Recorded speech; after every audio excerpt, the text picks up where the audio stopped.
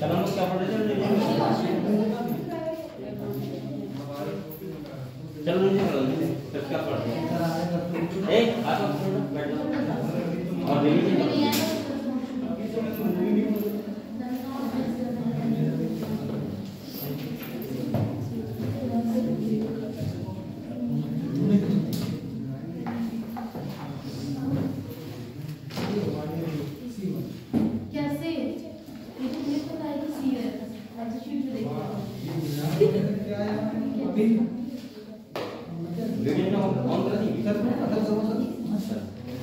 बेटा कल का रिवीजन करना जल्दी से। कल मैंने आपको लेग प्रॉब्लम समझाया था ना? Yes sir.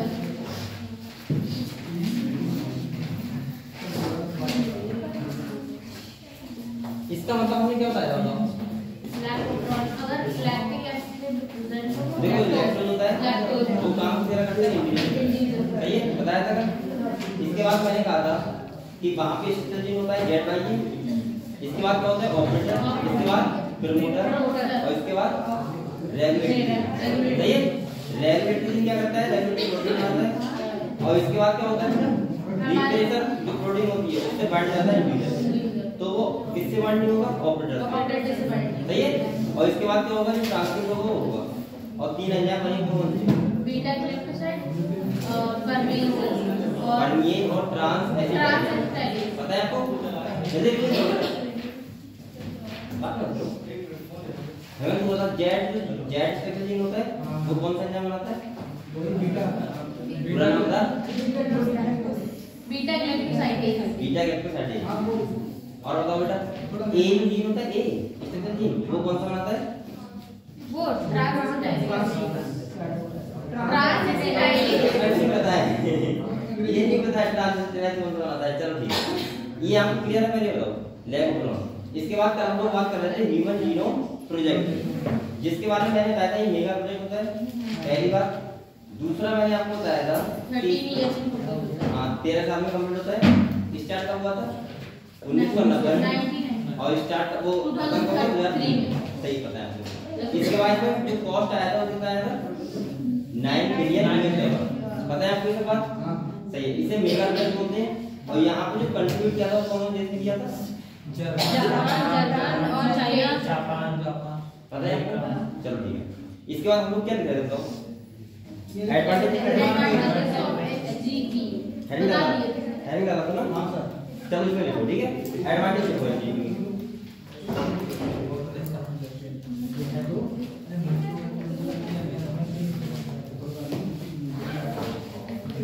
बेटा, एडवांटेज लिखो the effect of DNA, the effect of DNA,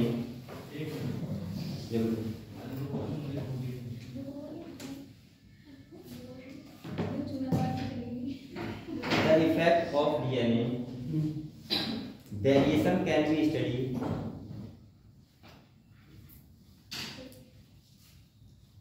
the effect of DNA variation can be studied among individuals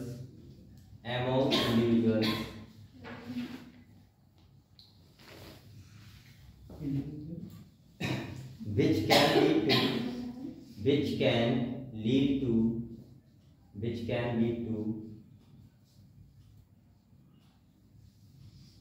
revolutionary new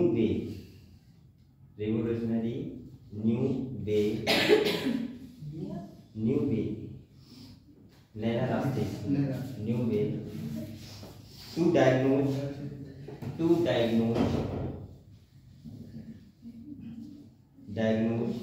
and treat many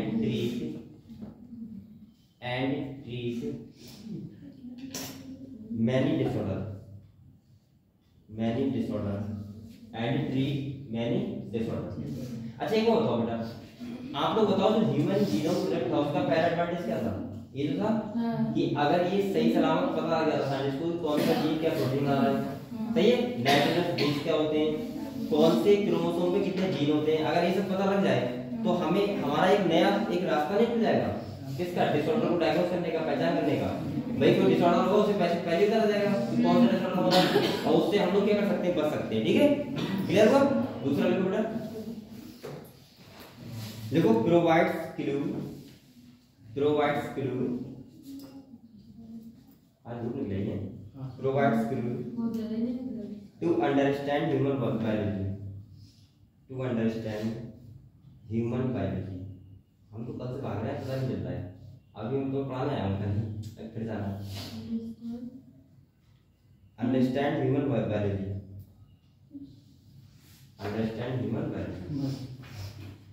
देखो इससे क्या होता है, आप लोगों को बायोलॉजी के क्षेत्र में एक बहुत बड़ा ऐसा हो जाता है कि हम लोगों को बहुत नॉलेज हो जाती है। जैसे आप लोग ये बताओ, अगर सेल थी और सेल में अगर हमें क्रोमोसोम में जीन्स की स्टडी के बारे में नहीं पता था तो हम क्या कर पाते, कुछ नहीं कर पाते। लेकिन जब हमें ह्यूमन के जीनोम के बारे में पता लगा पूरा, और अगर हमें ये भी पता लग जाता कौन सा जीन्स क्या प्रोटीन बनाता है, कौन कितने जीन होते हैं, कितने नाइट्रोजन बेस होते हैं, तो ये पूरी बायोलॉजी में कंप्लीट हो जाती है। फिर तो इंसान ही भगवान हो जाता है, मैं ऐसा बोल सकता हूँ। ठीक है, तो ये सब था। नेक्स्ट बेटा,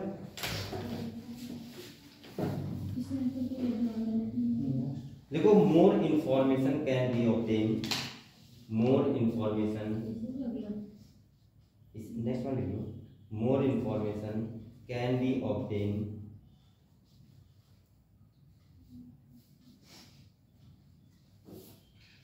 more information can be obtained about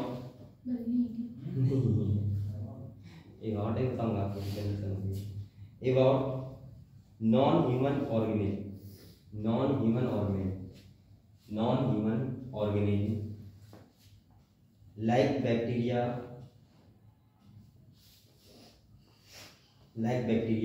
yeast, fruit fly, plant, yeast, fruit fly, plant, rice, etc. Plant, rice, कुछ भी लिख लो। तो हमें अगर बेटा जीनोम की स्टडी होती तो हम कोई ऐसा ना, हमें हर किसी के बारे में बहुत नॉलेज रहती है। जैसे इसके बारे में पूरी स्टडी करनी है, बैक्टीरिया के डीएनए के बारे में पूरी स्टडी करनी है, मतलब बहुत सारी नॉलेज रहती है। तो ये सब क्या थे, इससे क्या थे, ये फायदे थे। क्या थे?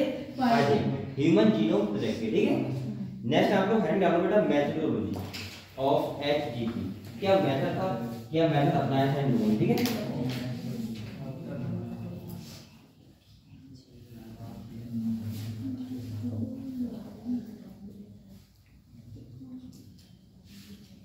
मेथड ऑफ एचजीपी डाल लिया नहीं? कल देते हमने आपको बताया था क्या? नहीं था। हमारे टीचर है मैथ वाले। हाँ वो देखें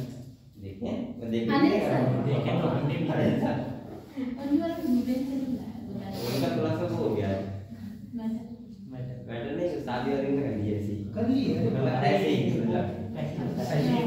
तो बोलो फिर। अब लोगों को बचना भी तो है, कल किया है, कल तो आज क्लास करना है, तो फिर हम लोग तो घर पे थे, अब फर्जी बनता है सर। समुदाय एक ही है या विपरीत समुदाय? यही तो दिक्कत हो गई। राम भक्तों को क्या कह रहा है? राम भक्तों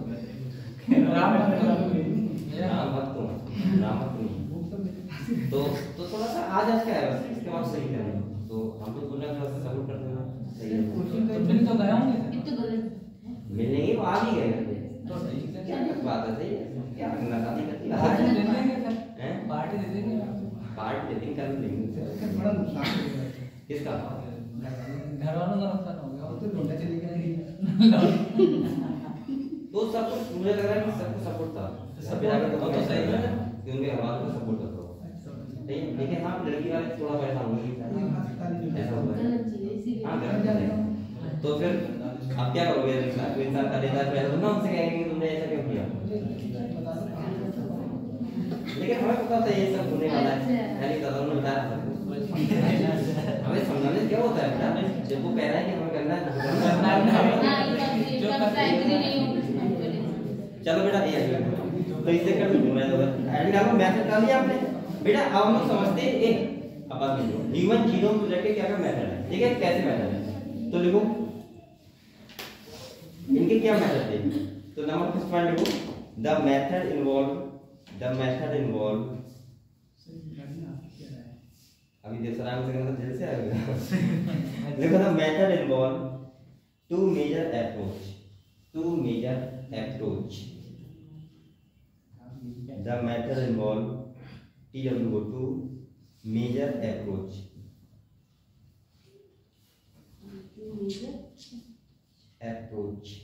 सही है। देखो इनकी पहली अप्रोच क्या थी बेटा, इनका पहला अप्रोच कब होता है EST, इसका मतलब होता है एक्स, क्या होता है एक्सप्रेस सीक्वेंस टैग। मतलब इसका मतलब ये हुआ कि जो सीक्वेंस एक्सप्रेस हो रहा है, एक्सप्रेस होना समझ रहे हो, जो प्रोटीन को बना रहा है, मतलब अभी ट्रांसक्रिप्ट हो रहा है, पहले तो उसकी स्टडी करो, सही है। उसके बाद क्या करो कि जो ऐसा सीक्वेंस जो बार बार रिपीट हो रहा है, नहीं समझे अभी, जैसे मान लिया कोई AGGTC है, वो लगातार रिपीट हो रहा है, तो हम GGTC की क्या करेंगे स्टडी करेंगे। और पहला कौन सा इसका अप्रोच था कि हम लोग वहां स्टडी करें जहां पे क्या था कि जो ट्रांसक्रिप्ट हो रहा है, ठीक है। तो नंबर 1 ब्लैक पेन से लिखो एक्सप्रेस्ड सीक्वेंस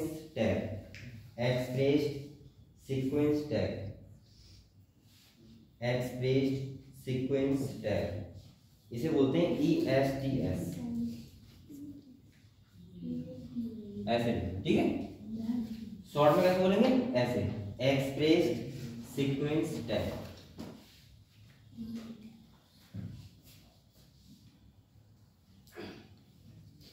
देखिए बेटा इसमें डैश लगाओ, देखो दिस मेथड फोकस, आज हमारी कोचिंग बंद रही थी, this method focus on identifying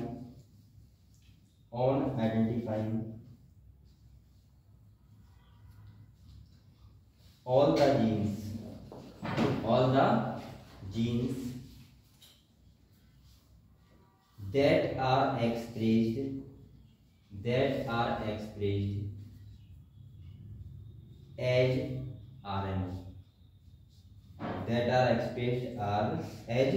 RNA, बेटा यहाँ पे देखो ये बात इंपॉर्टेंट पॉइंट है, यहाँ पे क्वेश्चन आ सकता है। वो ऐसे बोलेगा कि उनकी 2 अप्रोच कौन सी थी, तो नंबर 1 कौन सी थी EST, मतलब एक्सप्रेस सीक्वेंस टैग। इसका मतलब ये हुआ कि उनकी पहला अप्रोच ये था कि जो ट्रांसक्रिप्ट DNA का पार्ट हो रहा है पहले तो उसको स्टडी कर लो, सही है, जो प्रोटीन को क्या कर रहा है बना रहा है, ठीक है। नंबर 2 डालो बेटा, एंड डालो सीक्वेंस एनोटेशन,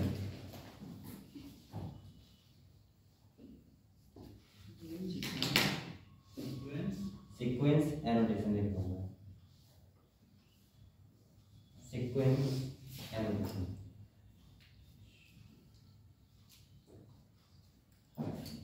सही है। इसका मतलब होता है जब हम लोगों का सीक्वेंस का एक्सप्लेनेशन जो पूरा होता है उसको स्टडी करना, ठीक है। तो लिखो नंबर 1, यहाँ पे नंबर 1 क्या ऐसी पॉइंट देखो इट इज एन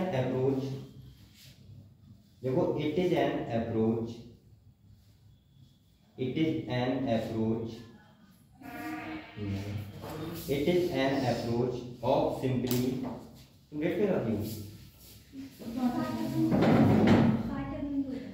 हार्ट है काय का हार्ट क्रॉसिंग का 10 मिनट पहले आ जाएगा, तो 10 मिनट पहले भी वहां पे जाने लगा, तो फाटक क्या बेटा में लगता है, अभी 5 मिनट लगता होगा, लेकिन तुम्हारा टाइम थोड़ा 5 मिनट पहले करो, नहीं मिलेगा, ठीक है। ये देखो it is an approach of simply sequencing, देखो it is an approach simply sequencing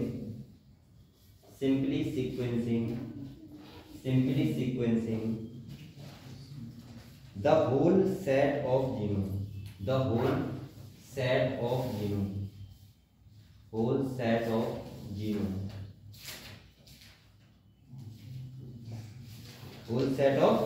genome, देख लिया। इसका मतलब वो that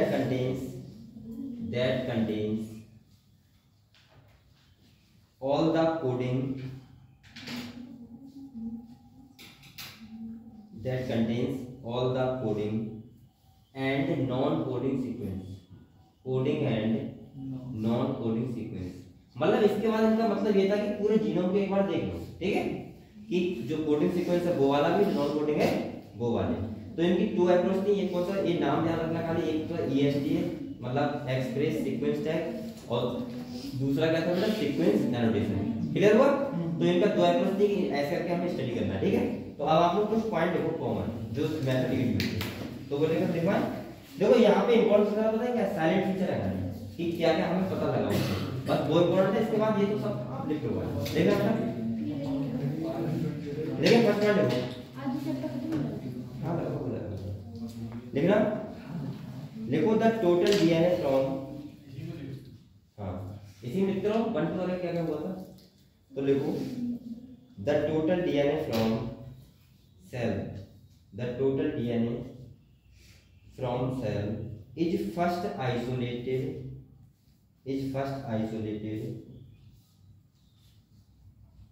अच्छा तो बच्चा बताएगा अगर आइसोलेशन ऑफ डीएनए करते हैं सेल से उस प्रोसेस को क्या बोलते हैं, बताओ जब ना बताओ। वैसे मैं बायोटेक्नोलॉजी में आपको बताऊंगा, लेकिन लगभग मैंने एक बार वो बता दिया होगा, बताया था जेनेटिक्स में बताया था। मतलब आइसोलेशन ऑफ डीएनए करते हैं तो उस प्रोसेस क्या बोलते हैं, आपने नाम सुना है सेंट्रीफ्यूगेशन, सेंट्रीफ्यूगेशन बोलते हैं आइसोलेशन ऑफ डीएनए। अब तो तुम करोगे, पहले नहीं जानता है, याद रखो। देखो the total DNA from cell is first isolate and broken down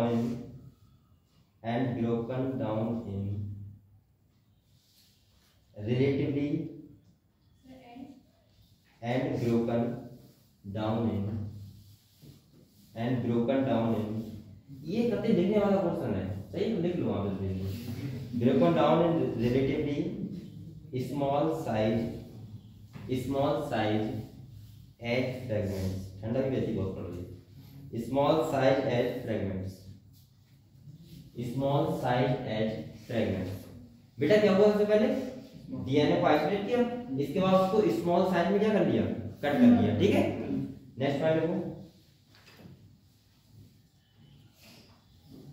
देखो these DNA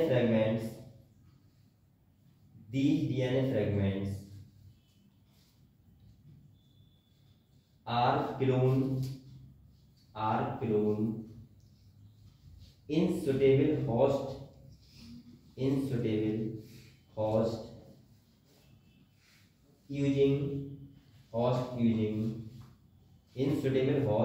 using suitable vector,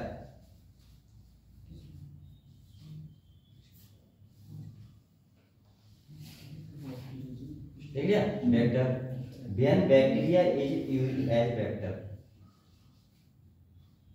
when bacteria is used as vector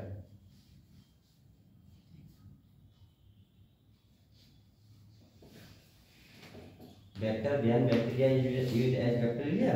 देखो they are called bacterial, these DNA fragments are cloned in suitable host using suitable vector। आपको ये बताओ vector बारे में जानते हो, vector host ये सब क्या है बताओ। वेक्टर होता है जो इंफॉर्मेशंस को यहाँ से वहाँ वेक्टर नहीं सर, जो जीनोम लेते हैं होस्ट नहीं। अच्छा होस्ट क्या होता है बताओ बेटा। होस्ट का मतलब ये होता है आपके अंदर जैसे कोई बैक्टीरिया रहने लगी तो आप उसके लिए क्या हो गया बताओ, होस्ट हो गए। आप जाते हो मौसी घर से तो मौसी क्या करती है, आपको होस्ट करती नहीं रखती है, आपको रखती है पालती है, तो होस्ट हो गया। जैसे बच्चा रईस मांगे तो क्या है, होस्ट है। अब सुनो इधर देखो, बैक्टीरिया का मतलब पता क्या होता है, हम बैक्टीरिया क्यों बनाते हैं, आपने बैक्टीरिया को हम लोग बैक्टीरिया का यूज करते हैं, प्लाज्मिड नाम सुना है प्लाज्मिड। प्लाज्मिड क्या होता है, बैक्टीरिया के पास 2 क्रोमोसोम होते हैं, एक होता है उसका जीनोमिक क्रोमोसोम, कौन सा होता है जीनोमिक, और एक होता है एक्स्ट्रा क्रोमोसोमल डीएनए, यानी कि उसको हम बोलते हैं प्लाज्मिड। क्या बोलते हैं, प्लाज्मिड।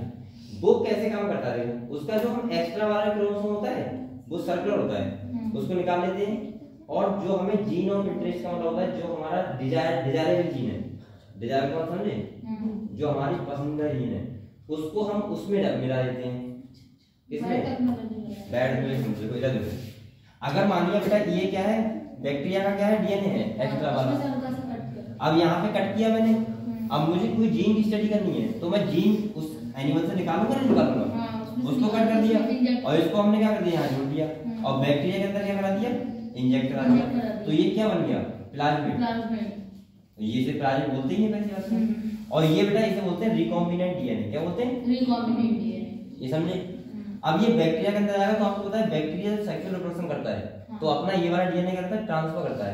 क्या करता है? ट्रांसफर। और जब ये ट्रांसफर करता है तो ये जो डीएनए ट्रांसफर करेगा तो सारे बैक्टीरिया वैसे हो जाएंगे जैसा आप चाह रहे हो। ये होता है बायोटेक्नोलॉजी। किसमें होता है? बायोटेक्नोलॉजी। समझ गए आप लोग? तो ये सब प्रोसेस होती है, ठीक है। तो देखो क्या लिखा आपने, यूज्ड एज वेक्टर लिख लिया। दे आर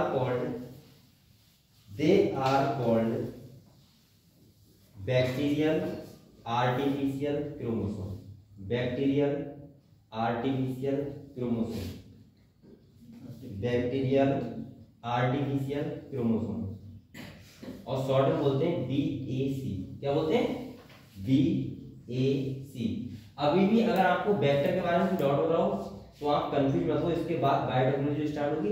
बायोटेक्नोलॉजी में सब कुछ यही है बस, और कुछ नहीं कोई बायोटेक्नोलॉजी, ठीक है। देखो बैक्टीरियल आर्टिफिशियल क्रोमोसोम, और जब बेटा ईस्ट यूज होता है वेक्टर के रूप में तो उसको क्या बोलते हैं, ईस्ट आर्टिफिशियल क्रोमोसोम। तो देखो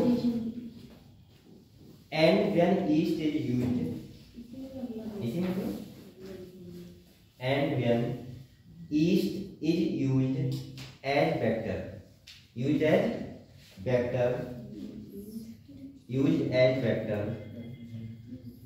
they are called east they are called east artificial chromosome, east artificial chromosome। देख लिया बेटा,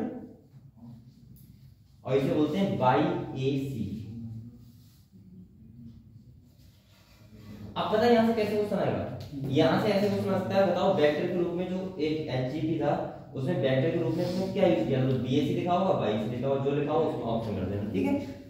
क्लियर हो? नेक्स्ट देखो, अभी साइंटिस्ट का नाम देखो फ्रेडरिक सेंगर। इसके नाम करो क्या,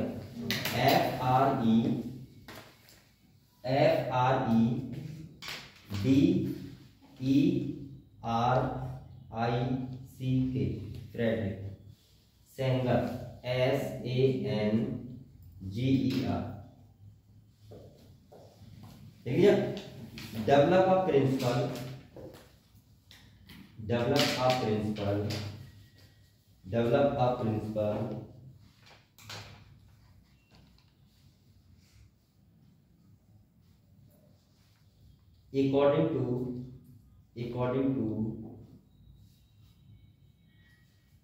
according to which the fragments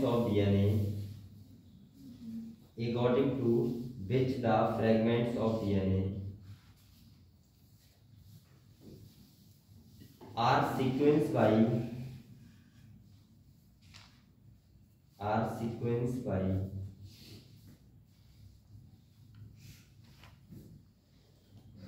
automated DNA sequence।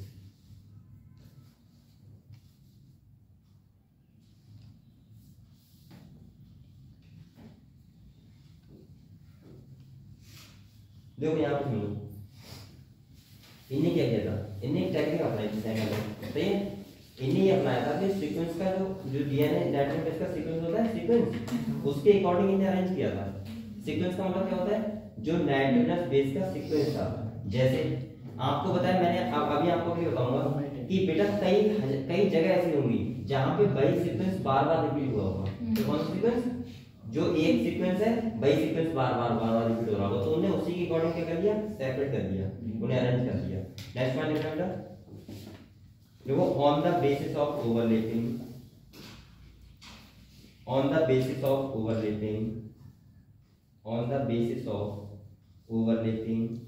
region region on DNA fragments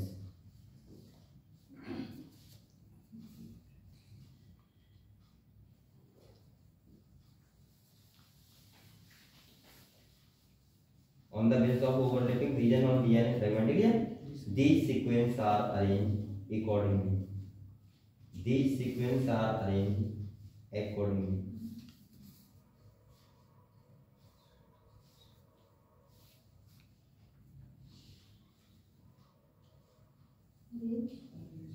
Arranged accordingly.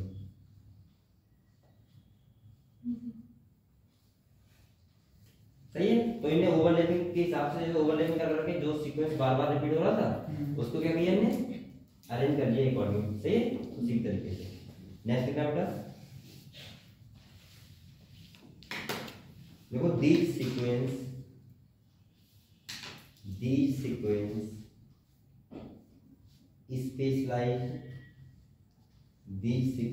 specialized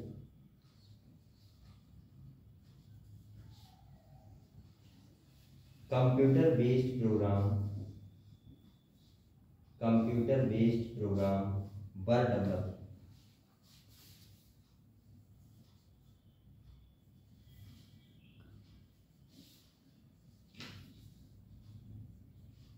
ठीक है।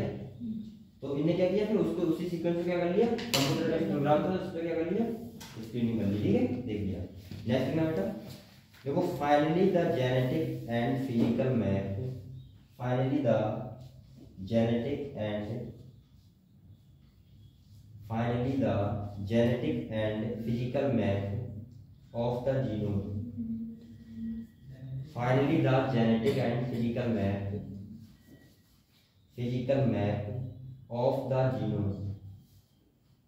of the genome were constructed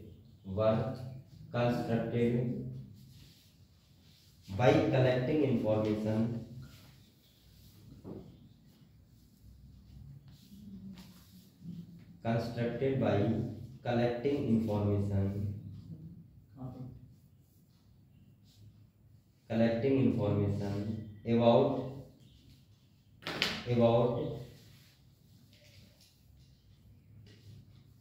about repetitive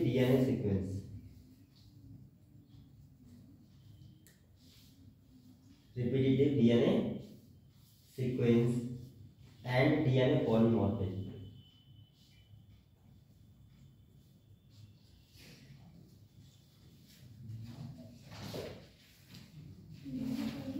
DNA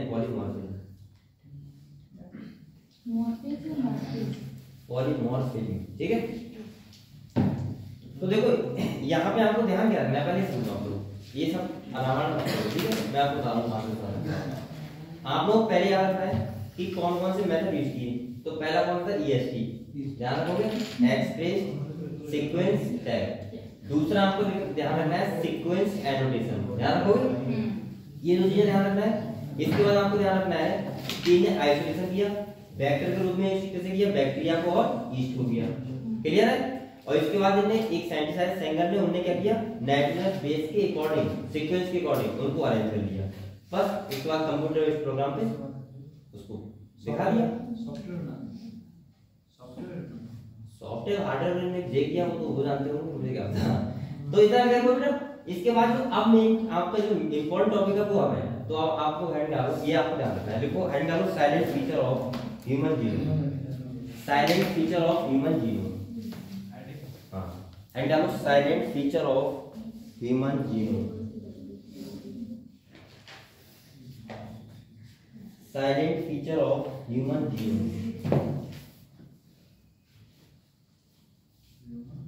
genome. अब इन्हें क्या क्या चीज पता लगी वो आपको ये इंपॉर्टेंट। ठीक है,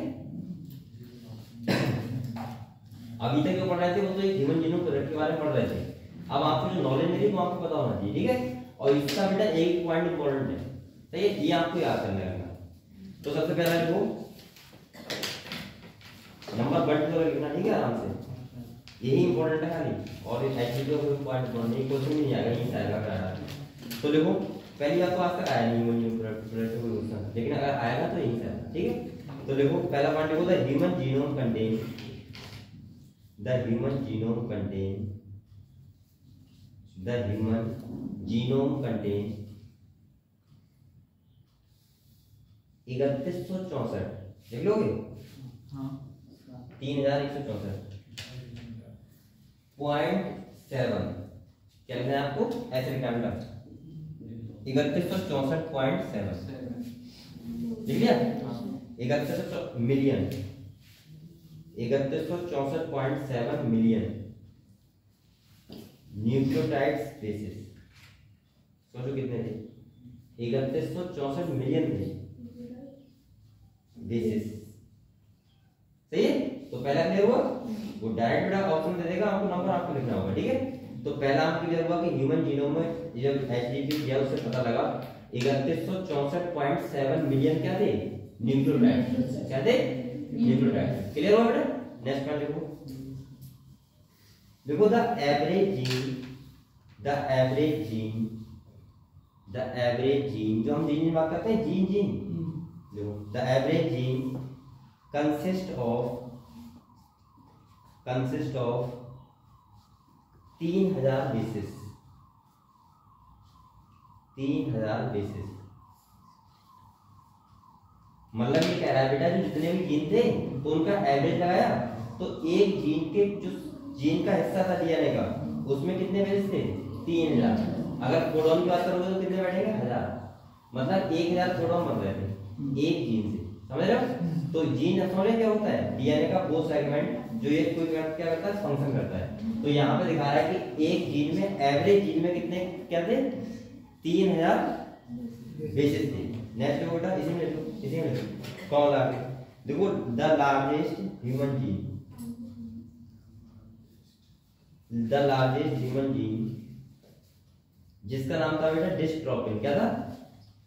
डिस्ट्रोफिन। ये क्वेश्चन आ चुका है डिस्ट्रोफिन। खाली में जब पूछा था लार्जेस्ट जीन कौन सा होता है,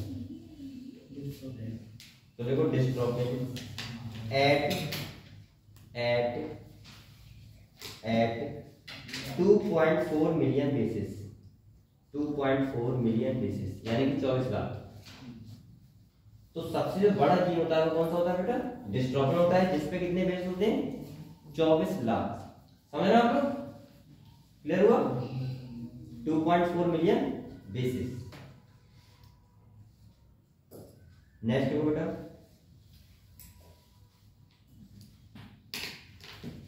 देखो the total number of gene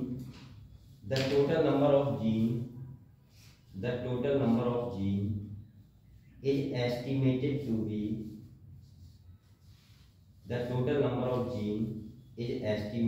be 30,000।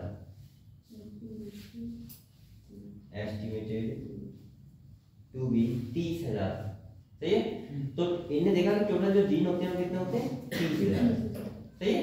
तो ये कितना बड़ा आंकड़ा है? आपको लग रहा है आसान है कि 30,000 जीन होते हैं? सोचो एक जीन में 3000 बेसिस होते हैं और सबसे बड़ा उसमें तो बहुत सारे 24 लाख जीन है वो बेसिस है, ठीक है? ये बहुत बड़ा आंकड़ा था। तो देखो आप लोग क्या लिखा आपने? 30,000 एंड देखो एंड 99.9% न्यूक्लियोटाइड बेसिस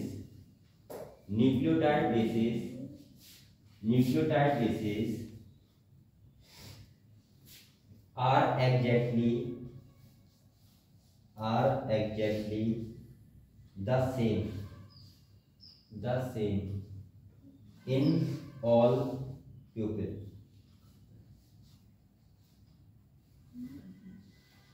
मतलब इसका मतलब ये हुआ कि ये पता लगा कि 99.9% जो होता है क्या जो हमारा सीक्वेंस होता है वो सबका सेम होता है जितने भी यहाँ दुनिया में लोग रह रहे हैं, ठीक है?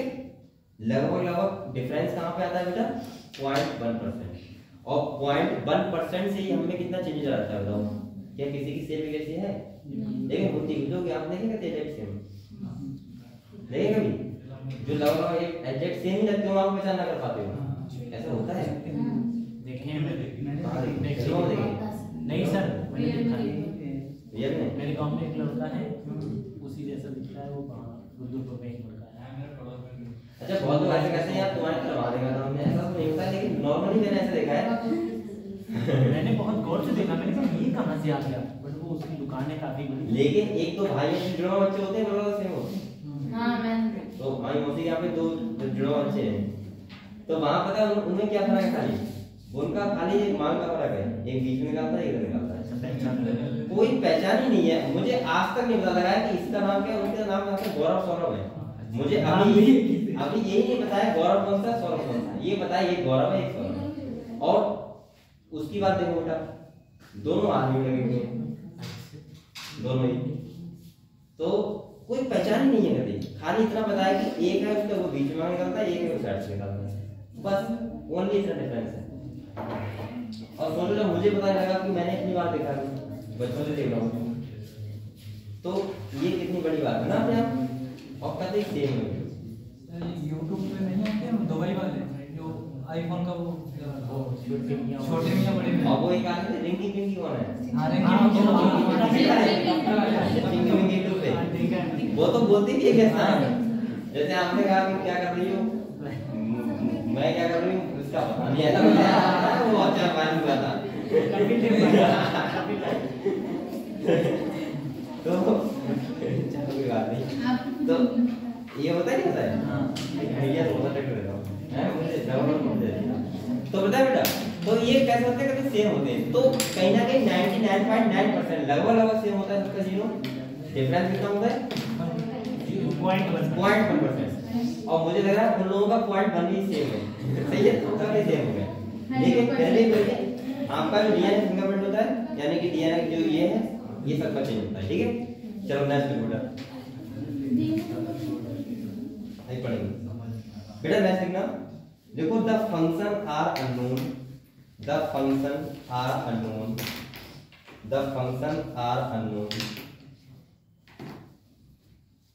The function are unknown for over 50%, the function are unknown for over 50%, unknown for over 50% of the discovered gene. ये अपने आप में कितनी बड़ी बात है, of the discovered gene, of the discovered gene.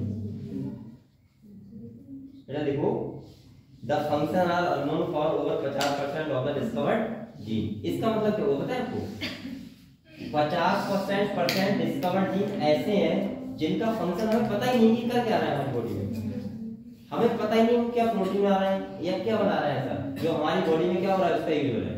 अभी 50% डिस्कवर्ड जीन ऐसे हैं, और अभी सोचो पहले बहुत सारे जो डिस्कवर्ड हुए ही नहीं, जो डिस्कवर्ड है उसमें भी 50% ऐसे हैं जिसका फंक्शन नहीं पता है कि वो क्या कर रहा है, ठीक है। आप सोचो अगर इतना पता लग जाता तो ह्यूमन क्या बन जाता है, इंसान, वो भगवान, इंसान तो अभी इंसान भी नहीं है, अभी तो भगवान है, हैवान इंसान हो इंसान और इंसान भगवान है। चलो ठीक है, देख लिया नेक्स्ट देखो, लेकिन देखो less than 2% of the genome, सोचो कितनी अच्छी बात होता लगी इससे, देखो less than 2% of the genome codes for protein, codes for protein. इसका मतलब क्या होगा बेटा, देखो less than 2% of the genome codes for protein,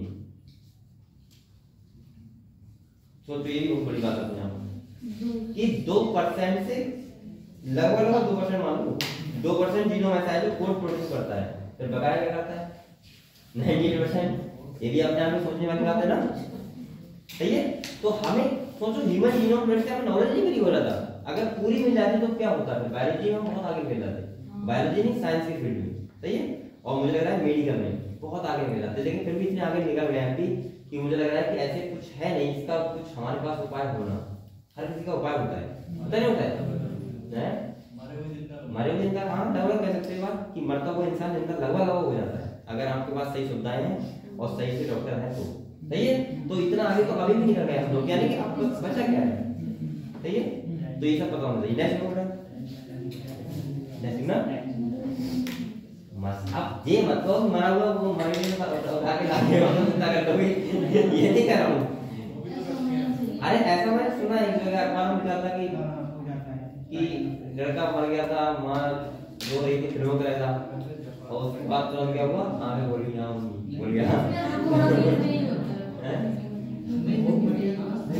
movie में तो ऐसा होता है, दिया उसका होता है, बुझ जाता है, वो मर जाता है, इसके बाद दिया करता है, ऐसा होता है। ये बात गा दे, नाटक मत गा दे, चलो बेटा आगे हैं, अब आगे लड़का आएगा, दिया बुझा, इसको मतलब समझ जाओ आदमी मर गया, सही है। तो लड़की को पता जाता है कि वो पेनिस, ये तो क्रम दिखा जाता है जब किसी को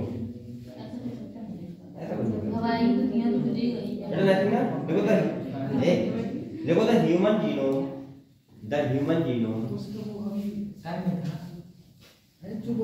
वो एक क्या होता है, वो एक फिनोमेनल तरीका होता है बताने का, वो संकेत होता है कि बत्ती बुझ गई तो आदमी की उसकी बुझ गई। 50% चीजें तो गलत है। लेकिन बेटा लगभग भी सेम सही होता है, डॉक्टर दिखा कहते हैं फिनोमेनल जेम समझना कहते गलत होता है। आपने कहना कि ऐसा होगा, हीरो अपने आप को उस रोल में डालने के लिए एक साथ मेहनत करते हैं, आप होता है बात, एक्टिंग करना बहुत आसान नहीं होता है, बहुत कठिन होता है। समाज में जो हो रहा है वही दिखाते हैं वो, और तुम्हें लगता है कि सही कह रहे हैं, तुम पे एक एक्टिंग एक सीन नहीं बन पाएगा, अगर वो कह रहे हैं कि उड़ा बुलाओ तुम्हें हंसी आ जाएगी वहां पे, इसके बाद तुम्हें कहते हैं उसी उसमें रहना है उसी तरीके से, तो एक्टिंग भी अपने आप में बहुत बड़ी चीज है। शॉर्ट फिल्म में दिखाया नहीं आता गोविंदा का, हाँ तो ये भी अपने आप में बहुत बड़ी चीज है ना। चलो कोई बात नहीं बेटा, देखो द ह्यूमन जीनोम कंटेन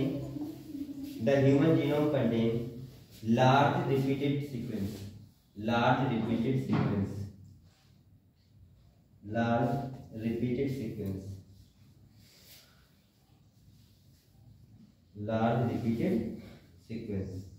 इसका मतलब क्या हुआ बेटा, जो ह्यूमन जीनोम होता है उसमें बहुत बार ऐसा होता है कि सीक्वेंस क्या हुआ, रिपीट हुआ है, कई बार सीक्वेंस कई बार। अभी आपको बताऊंगा डीएनए फिंगरप्रिंटिंग क्या होती है, तो वहां पे बताऊंगा बीएनटीआर का मतलब ये वही होता है, variable number of tandem repeat, ठीक है, तो वो भी इसी संबंध तक कुछ। चलो आगे देखो बेटा, देखो द रिपीटेड सीक्वेंस, देखो the repeated sequence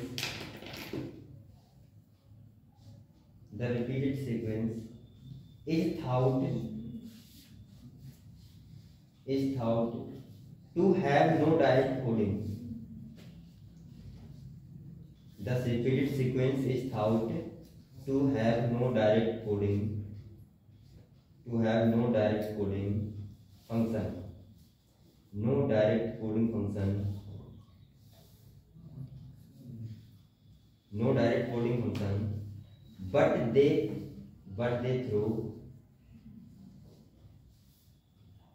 But they throw light on chromosome structure, comma dynamics and evolution.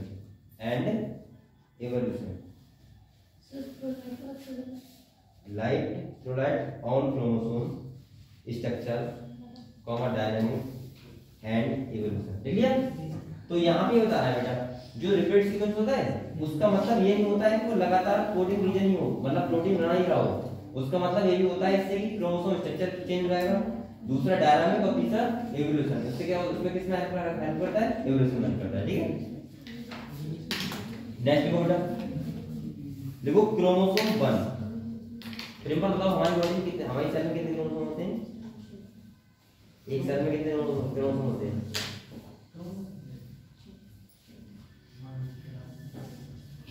अब बेटा पढ़ जाओ, ये बताओ क्रोमोसोम कितने होते हैं हमारे सेल में, नंबर नहीं होता है क्रोमोसोम कितने होते हैं ह्यूमन सेल में, नहीं पता है, हेमंत बता, हेमंत बताओ बेटा, हैं सर जी तो बताओ इसे बेचारा अरे भगवान, तो बोल ना क्रोमोसोम कितनी क्या होती है, शांत बैठा तू, कह रहा मुझे गुणसूत्र में कितनी होती है, तो वैसे बोला था ऐसे बोला था 22 हाँ ये तो एग्जैक्ट पता होना बाद में बोल चाहिए। अच्छा ये बताओ ऑटोसोम कितने होते हैं, ये जानता है ऑटोसोम क्या होते हैं, चल ऐसे बता, जो लड़का और लड़की दोनों में एक जैसे होते हैं, सेम होते हैं। हाँ तो वही 22 वाले 22 होते हैं, 22 सेम होते हैं। हाँ वो तो पता है, वो तो 22 होता है लेकिन वो समझ में ऑटोसोमल्स वही तो होते हैं। पता ही था बेटा, ऐसे क्यों पढ़ा रहा हूँ, कोई कट कुछ कर रहा हूँ। हिंदी में थोड़ा बताइए। बोल देना था बता दे। तो बोल दो ना कि मैं क्रोमोसोम हिंदी का उसका ऐसे देख रहा हूँ मैं बोल दिया करो ना, तू कहाँ कर देखो देखो अब मैं कर रहा हूँ क्रोमोसोम 1 की बात, ठीक है। इसका कर रहा हूँ क्रोमोसोम 1, तो देखो chromosome 1 has most gene, chromosome 1 has most gene. जो सबसे ज्यादा क्रोमोसोम होते हैं कौन से, किसको वो सबसे ज्यादा जीन होते हैं, कौन से क्रोमोसोम होते हैं, क्रोमोसोम नंबर 1, क्रोमोसोम नंबर 1। तो देखो chromosome number 1 has most gene, has most gene. और बेटा कितने होते हैं, अब ये प्रेमपाल से बताएगा, सही है? बताओगे बताओगे? एक क्वेश्चन पूछ रहा हूँ, सरल पूछ रहा हूँ। चलो एक, चलो ये बताओ कितना लिखा हुआ है नंबर होना ये कितना, क्या लिखा हुआ है? 2968 ये बता रहे हो? पता है? 67 कैसे लिखते हैं? देखो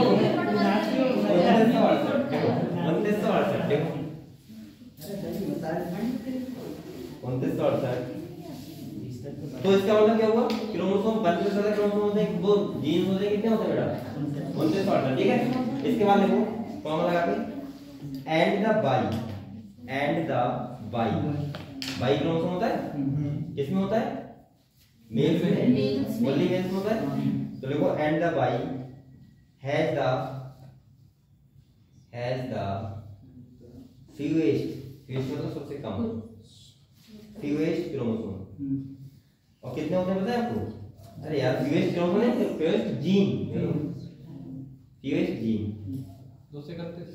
231 ब्रैकेट में 231।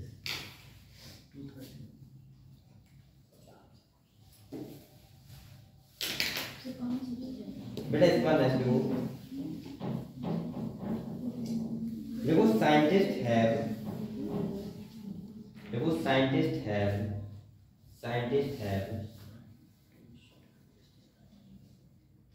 क्वेश्चन लगाया था लोगों ने इस चैप्टर के, लगाया थी? लगा सर, लग गए सारे हैं? लगवा लगे सारे, एक का क्वेश्चन डॉट को वही पूछा है। एक मिनट। और तुम लगा रहे हो क्या कह रहा है? नहीं लगाया वो जाप लगा। तू कर क्या रहा है, पूजा कर रहा है? पढ़ रहा है लगा रहे हो? लगा लिए क्वेश्चन? लग गए सारे? लगा रहे हैं। चलो तुम लोग लगा रहे हो? ये बताओ क्वेश्चन लगाते हो? लगाते हो? पढ़ रहे? बेटा क्वेश्चन लगाओ, ऐसे काम नहीं चलेगा, ठीक है। और तुम सर लगाते हैं, लग रहे हैं? डॉट तो नहीं हो रहा है? हो रहा है? हाँ तो बता सकते क्यों नहीं हो रहा? बाकी तो पेपर के बाद उससे ना होगा। तुम लोग लगा रहे हो सर? नहीं लगा रही आरती ये बरसा शाम को पढ़ रहे तुम लोग? आज लगा रहे थे, आज आए हम ये वाला एक बार मैंने फिजिक्स वाले करे, लेकिन ये सारे क्वेश्चन अच्छे थे, उसमें इजी थे। तुम लोग गए? मैंने तो अच्छे मुझे मैंने इसीलिए कहा था आंसर देने के लिए, मैंने कहा ये देख लो कर रहा है नहीं कर रहा, खाली ऐसे कर रहा है ऐसा ना कि कह दिया कुछ ना ना दे रहा है, ऐसा नहीं करता बेटा। क्वेश्चन क्या है करा लो, किया करो। तुम लोग क्वेश्चन लगा रहे हो? ठीक है। देखो साइंटिस्ट हैव आइडेंटिफाइड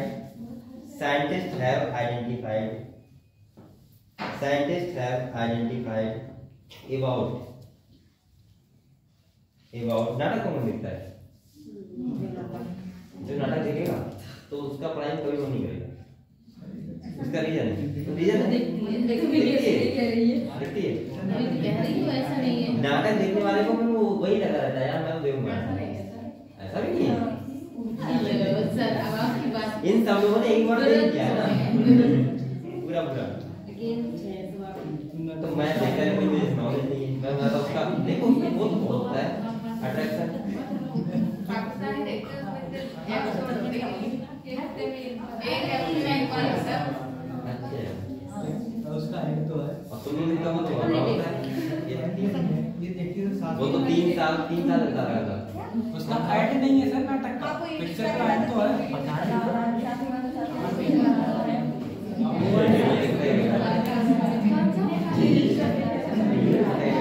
नहीं और उसका आईडी नहीं होता है इसलिए हमारा ब्रांड नहीं होता। अभी आईडी नहीं होता तुम लोग पता है इतने छोटे हो भी और तुम तुम्हारे बच्चे भी नाटक देख लेंगे तभी आईडी नहीं होगा चलता रहेगा। चलो देखो बेटा देखो साइंटिस्ट देखो देखो scientist have identified about 1.4 million location 1.4 million location 1.4 million locations where single base DNA sequence differences single base DNA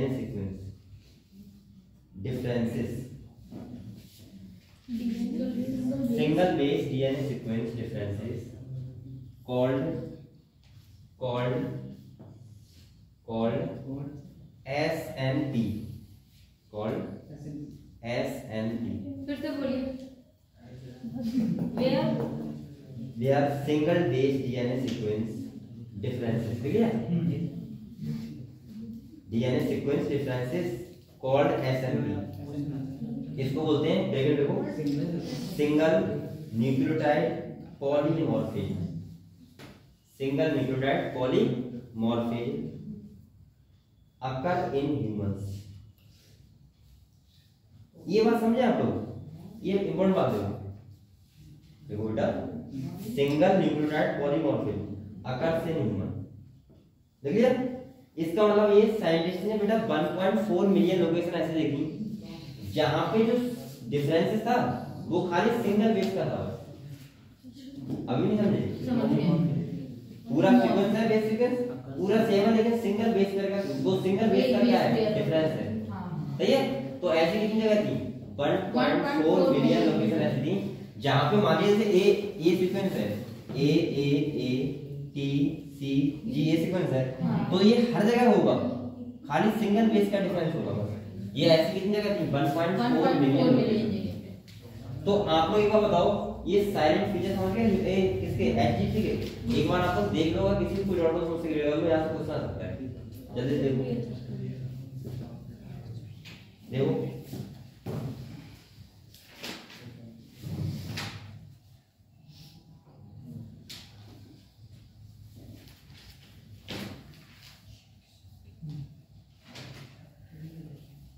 देख लिया बेटा ये आपको याद भी करना है ह्यूमन जीनोम प्रोजेक्ट में यही इंपॉर्टेंट है सही है यहां से कभी क्वेश्चन आ सकता है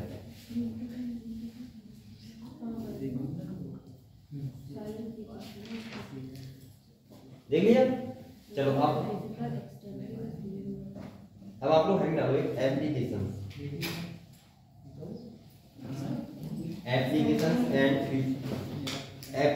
एंड फ्यूचर चैलेंज हाँ इसी का ये बस दो बार हो रही है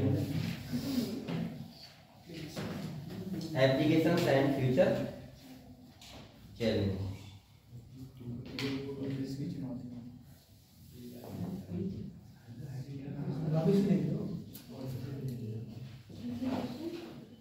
एप्लीकेशंस एंड फ्यूचर चैलेंज यानी भविष्य में क्या चैलेंजेस और उसके क्या एप्लीकेशन ठीक है आपको क्या फायदा होगा लिख लिया देखो complete sequence of human genome complete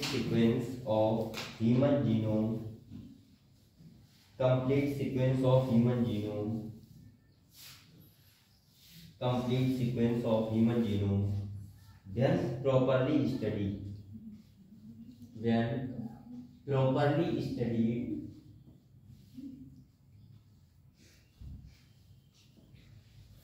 ठीक है then properly studied तो लगाओ और लिखो will enable to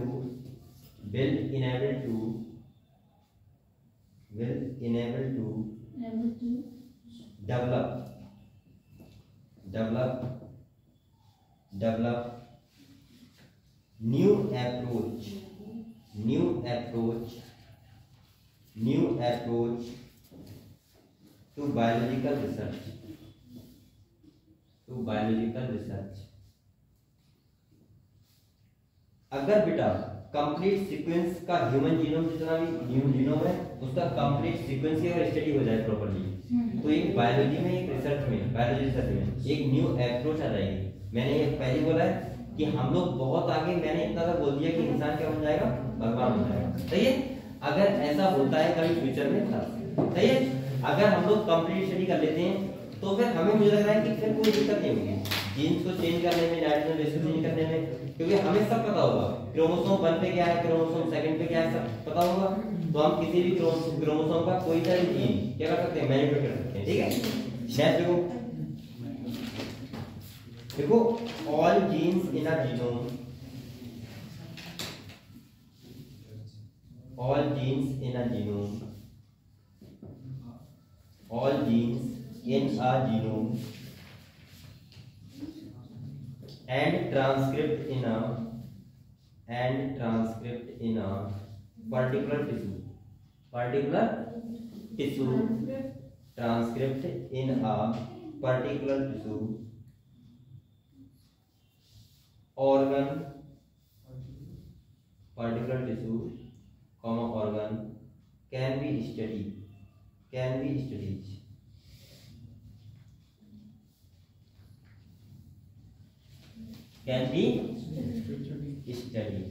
देख लिया बेटा। तो ये था हमारा इतना है, तो बस यही था तुम्हारा क्या था, ह्यूमन जीनोम प्रोजेक्ट। क्लियर हुआ? देखो यहाँ पे हम लोगों को क्या क्या ध्यान रखना है, पहली बात ध्यान रखना है कि जो एचडी होता है वो क्या है, मेगा प्रोजेक्ट। क्या है मेगा प्रोजेक्ट का मतलब क्या होता है, बहुत बड़ा। यानी इसको 3-4 देशों ने मिलकर दिया। यहाँ पे टोटल जो खर्चा है वो हो जाता है $9 बिलियन खर्च हुए थे। इसके बाद अगर हम बात करें तो इसका जो डाटा था वो बहुत ज्यादा इनॉर्मस था कि उसको अगर हम बात करें तो इससे नया एरिया स्टार्ट हो गया था, इसे बोलते हैं क्या, बायो इन्फॉर्मेटिक्स। पता है आपको? इसके बाद बेटा यहाँ पे कई देशों ने क्या किया, कंट्रीब्यूशन किया, और ये इनका गोल था पूरे बातें कर रहा बेटा, पूरे ह्यूमन जीनोम को स्टडी करना। जीनोम का मतलब क्या होता है कि उसके जीन्स की स्टडी करना, क्रोमोसोम की स्टडी करना, कौन से क्रोमोसोम पे कितने जीन होते हैं, किस जीन में कितने नाइट्रोजन बेस होते हैं, ये सब स्टडी करना, और कौन से जीन का कौन सा फंक्शन होता है। अगर ये स्टडी पूरा कर लिया तो फिर इंसान क्या हो जाएगा, भगवान। अब ये सेंटेंस समझा है तो इंसान क्या बायोलॉजी के क्षेत्र में बहुत अगले चला जाएगा। सही है, अब ये मत कहना भगवान बन जाएगा, क्योंकि इंसान भगवान बन गया तो भगवान का क्या है। सही है, तो ये ऐसा हो नहीं सकता है, लेकिन भगवान तो है क्या है ना, सेवा जब इतना सब जान देगा, नॉर्मलिटी भी कोई नहीं होगी, पता चल जाएगी पहले ही अब एग्जाम नाम आ रहा है, जा रही है 22 तारीख किसकी,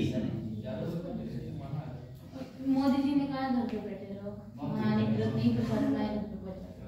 यार मजा तो सही है, तुम जा रही हो, 50 रुपए अस्पताल में डिलीवरी हो जाएगी। तुम जा रहे हो, लोग जा रहे हैं, तो घर में ही तुम ऐसा करना, वो दिए जला के, और जो आ गया हमारे घर में पर्चा आ गया, आ गया क्या क्या आया ना पोस्टर और चावल वगैरह अरे अच्छा हां आया ना, पकड़ बहुत है, इसकी पकड़ बहुत है, मेरे पकड़ नहीं, सबके घर पे आया है, पीलीभीत में सबके घर में, आपके घर में नहीं। अब नाते ही रोज देंगे क्या,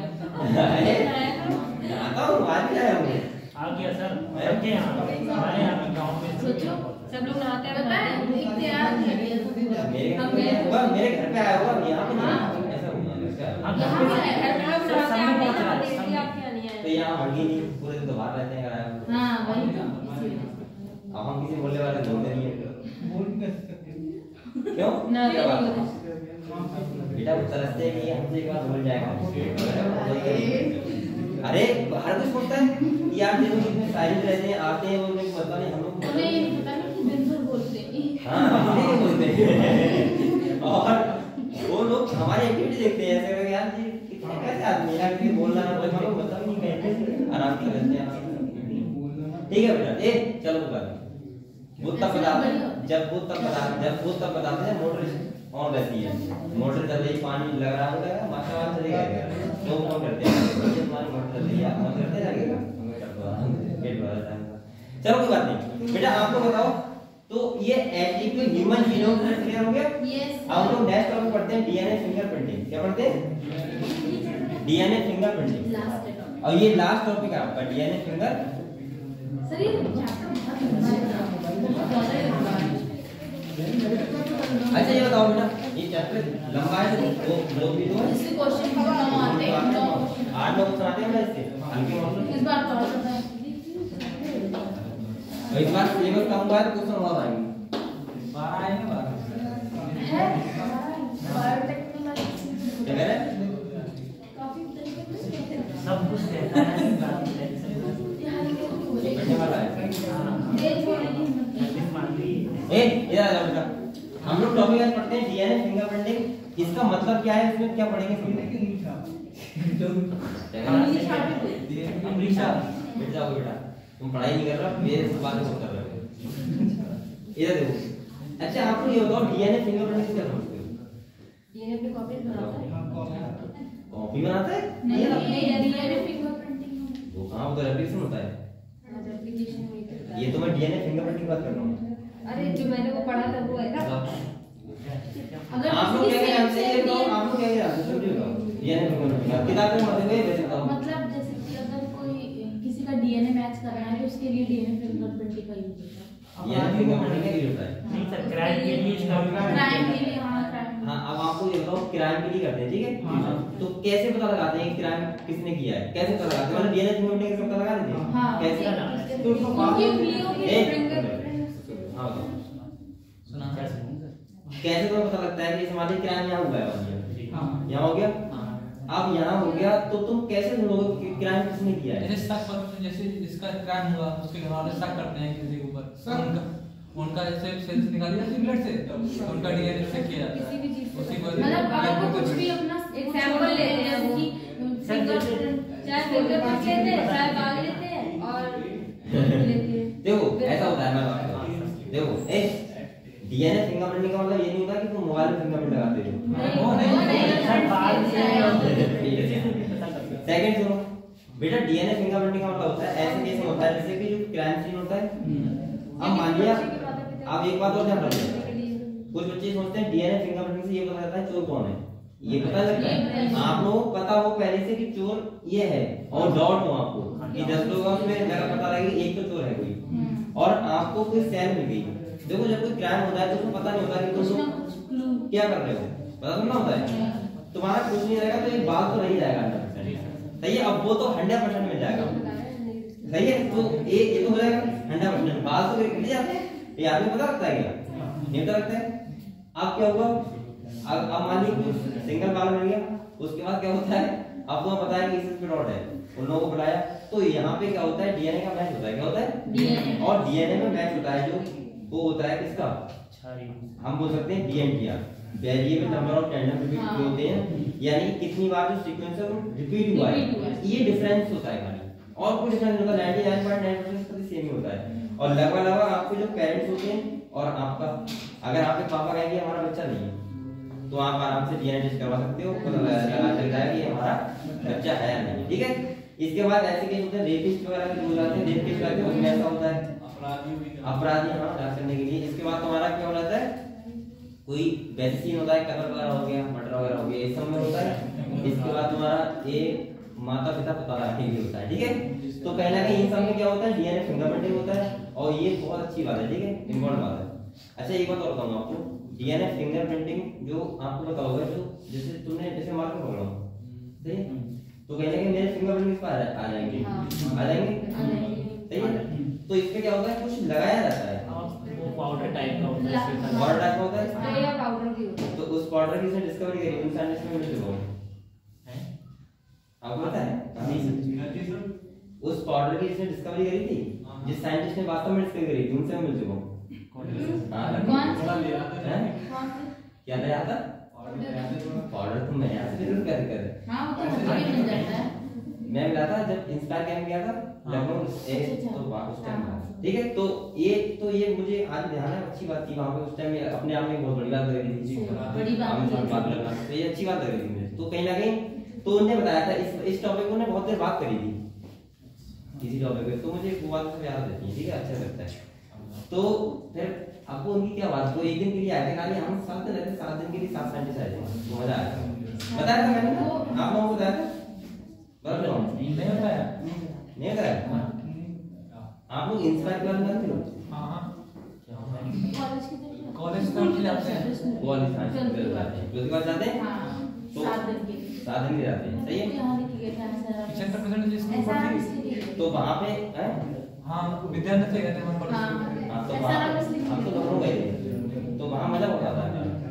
तो जानता नहीं आता लेकिन मजा बहुत आता है।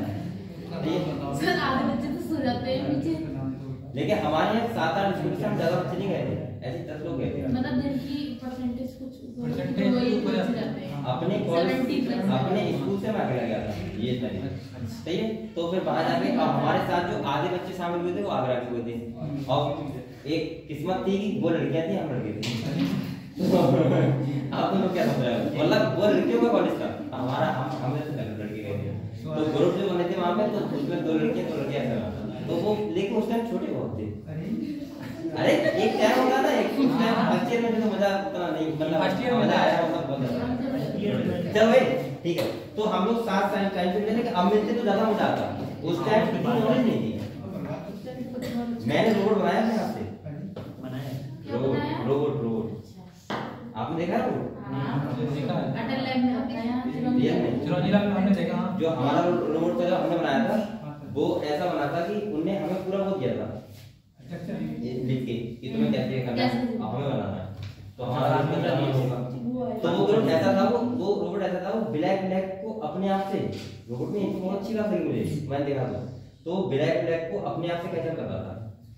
जैसे तुमने मान लिया एक ब्लैक धागा वहां से यहाँ पे कर दिया, तो उस धागा को अपने आप से ऊपर चलाएगा, और फिर उसको कोई ब्लैक का शर्ट पहने तो तुम्हारे ऊपर एक्टिंग करनी है, ऐसे रोबोट था। रोबोट ब्लैक से वो हो रहा था, तो बहुत मजा आया था, अच्छा लगा। ये चलो बात करेंगे, कल पढ़ते हैं। एंड नाउ डीएनए फिंगरप्रिंट डालिए।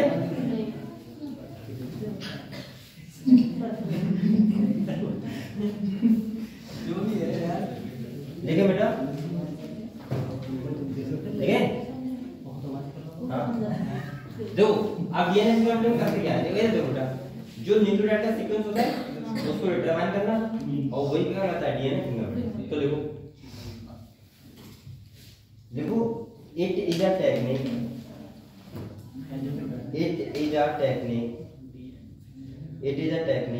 of determining, it is a technique of determining nucleotide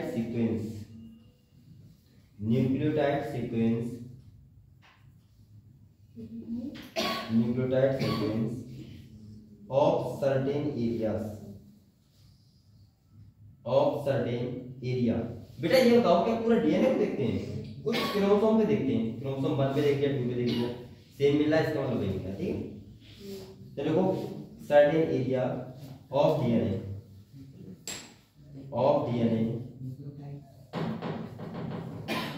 लिया, which are unique to each individual। अच्छा, आप लोगों से कहा जाए कि आपकी यूनिक पहचान क्या है, तो आप क्या बताओ, यूनिक पहचान क्या है जो होती थी ना? क्या अच्छा, ये यूनिक टू ईच इंडिविजुअल। अब मैं ये पूछ रहा हूँ बेटा, टू ईच इंडिविजुअल क्या, ये बताओ आप लोगों में यूनिक पहचान क्या है, ये बताएगा राइस डीएनए। हाँ इसी कह रहा है डीएनए। अब मैं डीएनए से छोड़ के बताओ, पूछूं आउटर साइड में आपकी बॉडी की यूनिक पहचान क्या है, बताओ। सर वो चीज और से अलग बनाती है। हाँ तो वही तो पूछ रहा हूँ, हाँ बताओ और से अलग बनाती है आपको। हमारी आईज हो गई, आईज जी आईज का कलर चेंज होगा तो मतलब जैसे एस्ट्रोलेर आया उसकी अलग पहचान। चलो यार सही है, लेकिन तुम सही नहीं बोल, आपको तक पहुंच गई, बात सही है। फेस पूरा ये सेम होता है, ये नहीं क्या होता है, क्यों चेंज नहीं होता है, सबका फेस चेंज। अरे चेंज होता है, उससे पहचान नहीं होती, तो कैसे बताओगे कि हमारा फेस ऐसा है, तुम ऐसे करके बताओ क्या बोलेंगे? हाँ ये सही है, वो आंखों तो सही बोली, जो आंखों का आइरिस होता है हाँ उसका भी उससे ही पहचान होती है। और सेकंड होती है तुम्हारा ये जो ये फिंगर होता है, फिंगर में क्या होता है, जो फिंगर में तुम्हें दिख रहा है डिजाइन दिख रही है, डिजाइन दिख रही है, ये डिजाइन कैसी अलग होती है?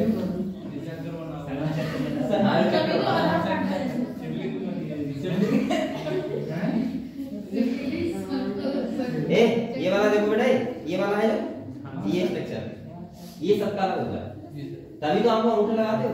ये पकड़ता कैसे है, क्या चक्कर है इसका? बेटा इसकी डिजाइन जो है सबकी अलग होती है, ये डिजाइन अंदर अपने लगी होती है सबकी, वरना तुम अपना फिंगर लगा किसी के ऊपर निकाल दोगे। तो सर जो ज्यादा एजेड हो जाते हैं तो उनकी कुछ फिंगरप्रिंट नहीं आते, वो आते तो नहीं है, उनका काम उनका काम करते करते इसके नौकरी मिल जाती है, ये मिट जाती है, और जब ये मिट जाएंगे तो आएंगे, समझ गए? और वो ऐसे लोग होते हैं काम ज्यादा करते हैं। सर ब्लड का ब्लड सर्कुलेशन का भी होता है, ब्लड सर्कुलेशन का नॉर्मल नहीं होता, बाहर से बोलो आपने कहा वो जो ज्यादा काम करते हैं हाँ सर खेती वगैरह करते हैं तो उन लोगों के फिंगर मिट जाते हैं, तो उन्हें प्रॉब्लम बच्चों के भी नहीं आते। जल जाते हैं आज राशन लेने गया था, सर ये जीन पर भी डिपेंड है, मेरा लग गया था जीन पर जीभ पे मतलब किसी ऐसा भी हो सकता है कि किसी का जीभ ना हो, अरे नहीं जीन बोल रही हूँ। जीभ हाँ कैसे?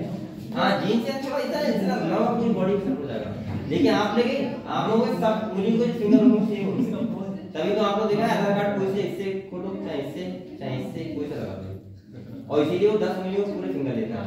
आपको पता है फोन आपका एक ही उंगली से खुलता है, क्योंकि आपने एक ही उंगली ली है ना, सही नहीं लगा। चलो ठीक है, बातें करते हैं अगले से पढ़ते रहेंगे। देखो क्या लिखा आपने, which are unique to each individual। बेटा नेक्स्ट देखो, देखो doctor Alex Jeffrey, doctor Alex Jeffrey, अभी टॉपिक चल रहा है तो बात करनी पड़ेगी। Doctor Alex Jeffrey, doctor Alex Jeffrey, यही थी क्या सर? ये तो विदेश के हैं। Doctor Alex Jeffrey develop the technique of DNA fingerprinting. Doctor Alex Jeffrey, देखो डॉक्टर अलेक्स जेफरी लिखिए, develop the technique of DNA, develop the technique of DNA fingerprinting,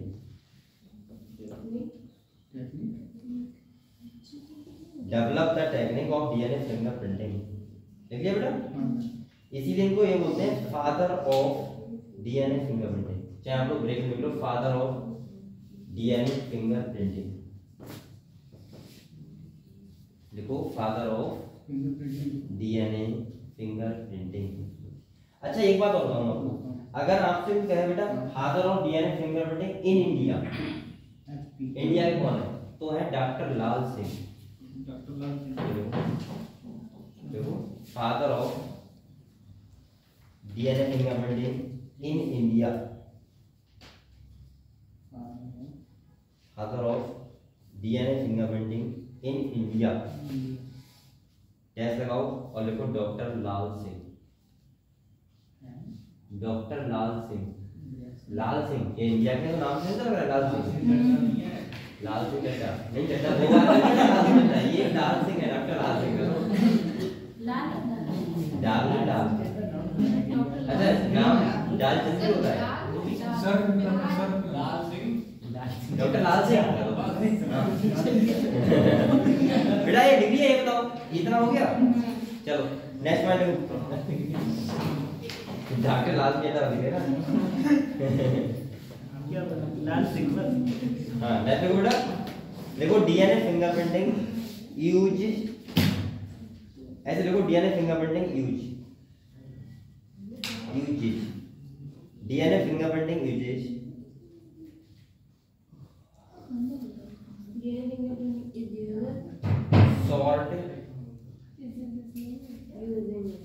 sort ऐसा तो short nucleotide repeats, short nucleotide repeats called called variable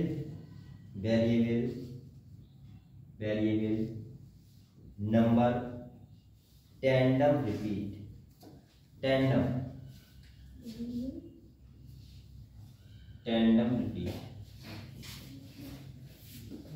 इसे बोलते हैं बेटा short में बोलते हैं VNTR। क्या बोलते हैं? VNTR, variable number tandem repeat. सही है। इसके बाद देखो एज मार्कर, और ये किसका काम करता है? मार्कर का, पहचान। एज मार्कर देख लिए। अब VNTR का समझ लो एक बार बेटा। VNTR का मतलब ये होता है, जैसे मान लीजिए क्रोमोसोम 1 है मेरा, फिर क्या है? मेरा 1 है। अगर कोई नंबर जो सीक्वेंस का लगातार रिपीट हो रहा है, अब मेरे ऐसा नहीं कि पूरा DNA की स्टडी की जाएगी, क्रोमोसोम 1 देखा जाएगा। अब मेरे मान लीजिए 9 बार हो रहा है। कितनी बार हो रहा है? 9 बार। वही सीक्वेंस रिपीट। तो जो मेरे फादर का DNA होगा, उनके DNA में भी क्रोमोसोम 1 पे 9 बार रिपीट हो रहा होगा। समझ गए आप लोग? इससे पता लग जाएगा कि आपका DNA आपका फादर क्या है? सेम। अब अगर मान लिया किसी के फादर का हो रहा है कितना? 10 बार, तो इससे क्या पता लगेगा? ये इसके फादर नहीं है, किसी और का मतलब किसी और का DNA मान लिया। तो समझ गए आप लोग? तो कहीं ना कहीं ये से पता लगाते हैं। इसी को बोलते हैं VNTR, variable number of tandem repeats. Clear हुआ? नेक्स्ट पॉइंट देखो VNTR vary from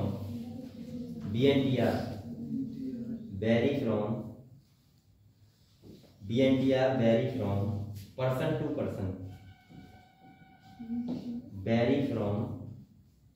to person, यानी कि एक पर्सन से दूसरे पर्सन में क्या करता है? वैरी करता है। From person to person and are inherited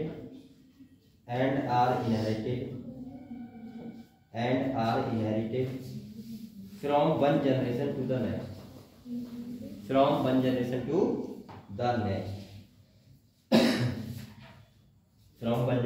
the next. Clear? Next देखो only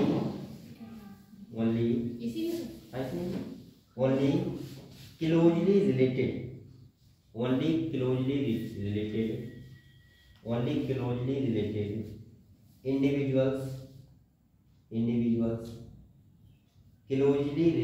individuals have similar VNTR.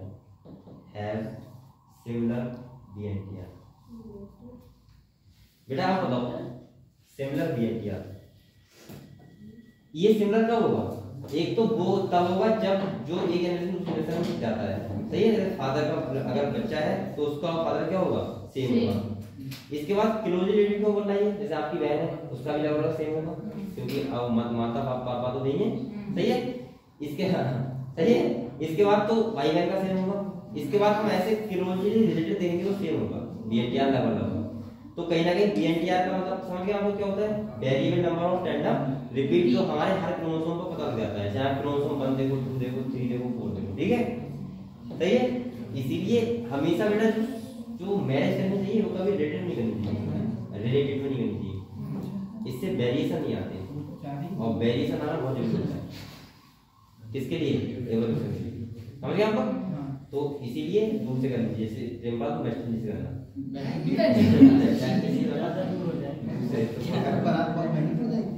Nepal से करना, नेपाल से। ठीक है। हरियाणा से।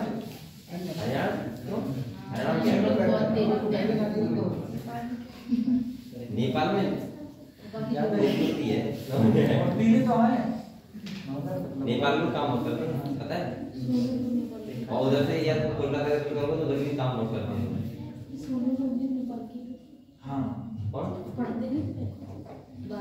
तो वहाँ तो से जहाँ लगे काम बहुत करते हैं। अरे इधर की लड़कियाँ बहुत काम करती हैं कोलकाता वगैरह। हाँ। और इधर की जो बर्ली साइड की पीली साइड की और लेती हैं, वो लोग बहुत काम करते हैं। पता है आपको? मेरे गांव में एक शादी हुई है, तो पता है वो तब तक गन्ना चीनी चली जाती है, तो वो सोता उदास होती है। इससे पहले उठ के चाय पी गन्ना चीनी जाती है, और इतना काम करती है बहुत ज्यादा। मैंने कही चलो लिखिए बेटा। अब आपको हैंड डालो मेथड। एंड डालो method and technique method and technique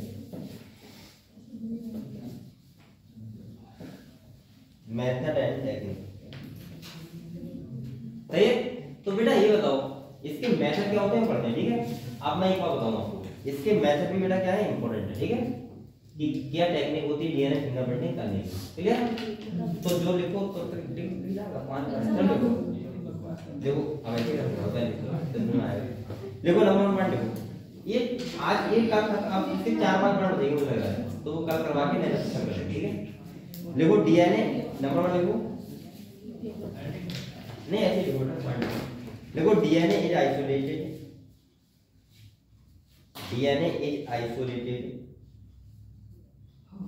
and extracted from the cell, extracted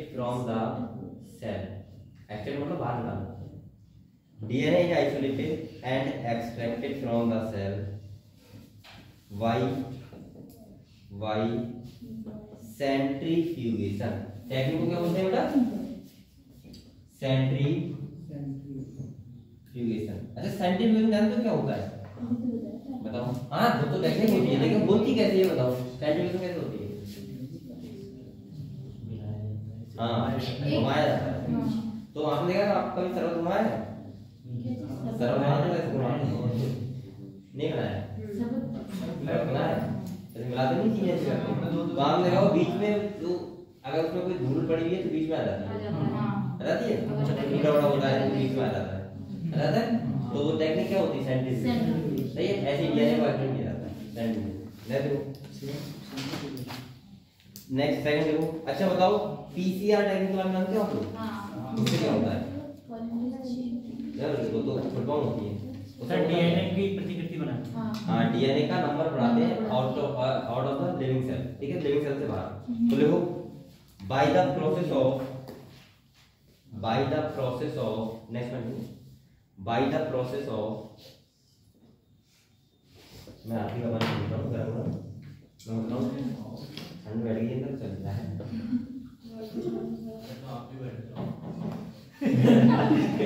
गरम पानी मैं इतना ही ठंडा पानी पी लेता हूँ, बात दिक्कत ये है रात में। मोटर कौन चलाएगा? हम जल्दी से मोटर का करते ठंडा पानी होता है, गिलास में रखा दोनों का पिया चिपक हो गया। नहीं ठंड लगती है ना इसलिए सर कहती है जल्दी पियो। ये ऐसा होता है ठंडा वाली है, आप दोनों वाली है वो 10 मिनट ठंडा हो जाता है। नहीं सर गरम पानी ऐसे वाली मोटर में गैस पे ऐसे वाली आइडिया में नहीं चल इतना ठंडा पर इतना टाइम से गरम करो उसे फिर रखो ऐसे। देखो सर खाना खाओ तो मोटर चलाते हैं। सही लगता है।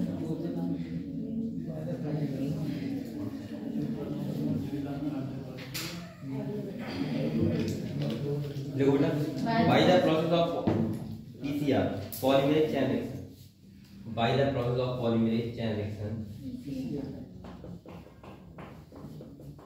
By the process of polymerase chain reaction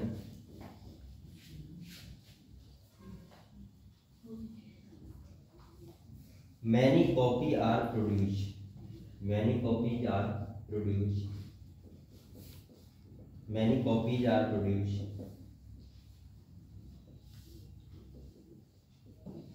आप लोग साइन कर दिए? Many copies are produced, clear? This step is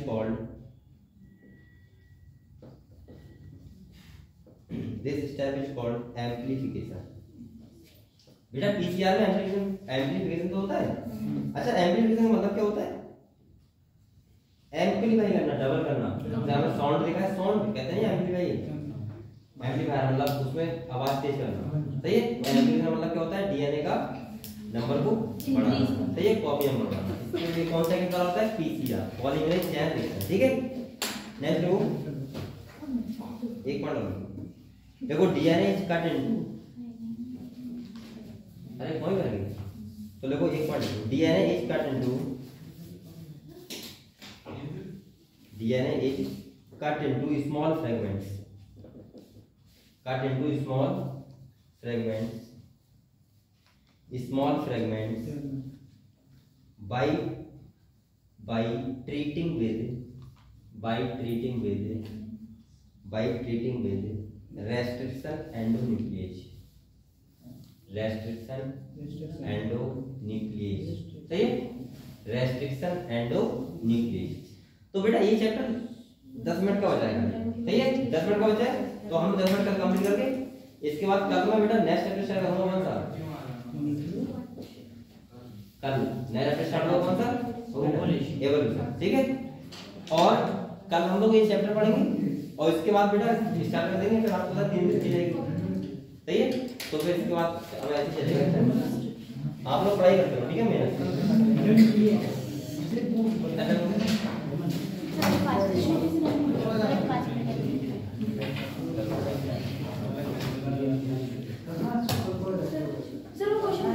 हाँ लाओ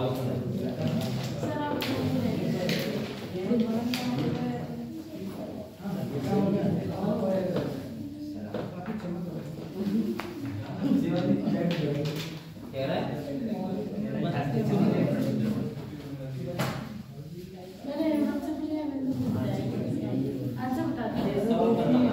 सर हाँ ये सवाल का आंसर बता दो। मैं ऑलरेडी कर रहा हूँ, आप उसका तो फिर कर दो, देखो क्या हमारा टाइम बहुत क्या करो, भैया मैं से बोल रहा हूँ या मैं कॉपी ले ठीक है। आप लोग एक बार ये बंद करो, क्योंकि पता है तो उनको 5 से ज्यादा